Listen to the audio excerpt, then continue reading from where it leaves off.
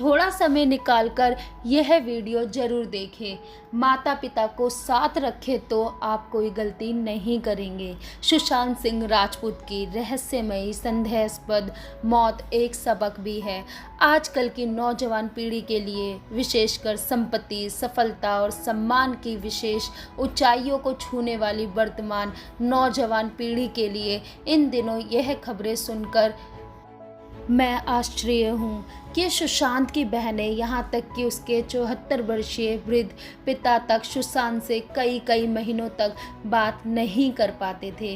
रिया चक्रवर्ती की इसमें जो भूमिका थी वह उजागर हो रही है। सुशांत के इर्द गिर्द यह स्थितियाँ बनी क्यों, इस बारे में मेरा मत इन दिनों हो रही भांति की चर्चाओं से कुछ अलग है, जिसे मैं साझा कर रही हूँ।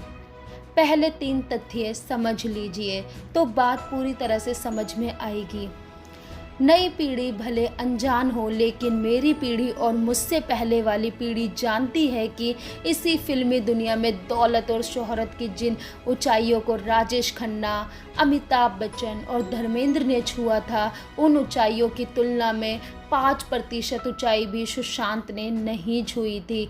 लेकिन आपको यह जानकर सुखद आश्चर्य होगा कि राजेश खन्ना, अमिताभ बच्चन और धर्मेंद्र की तीकड़ी अपने फिल्मी करियर के चरम पर, जब दौलत और शोहरत की नई ऊंचाइयों को लगातार पार करती जा रही थी, उस समय इनके माता पिता इनसे अलग नहीं रहते थे।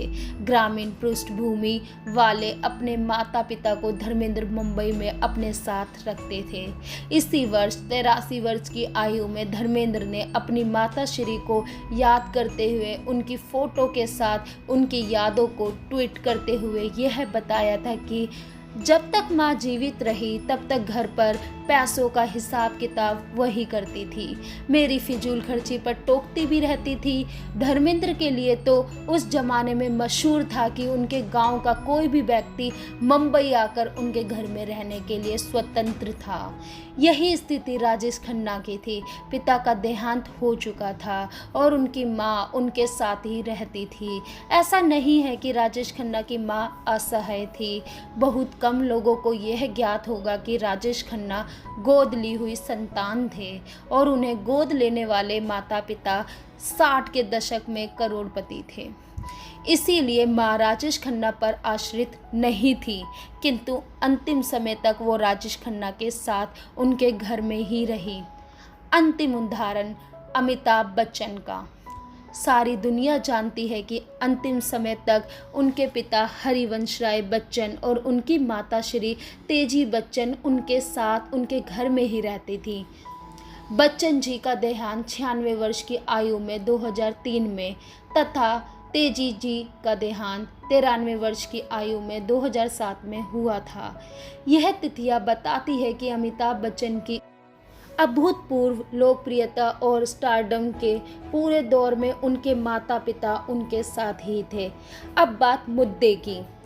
ऐसा नहीं है कि हिंदी फिल्मों के जिन 3 सुपरस्टार का हमने जिक्र किया है उन्होंने अपने उस दौर में काम मौज मस्ती की।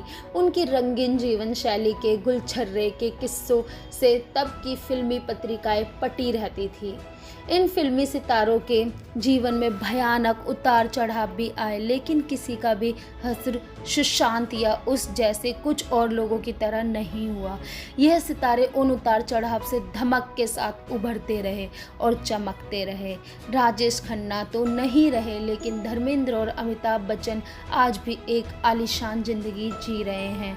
दरअसल व्यक्ति की मानसिक, वैचारिक और आंतरिक ऊर्जा का केंद्र उसका घर होता है तथा माता पिता उस ऊर्जा के मुख्य स्रोत होते हैं।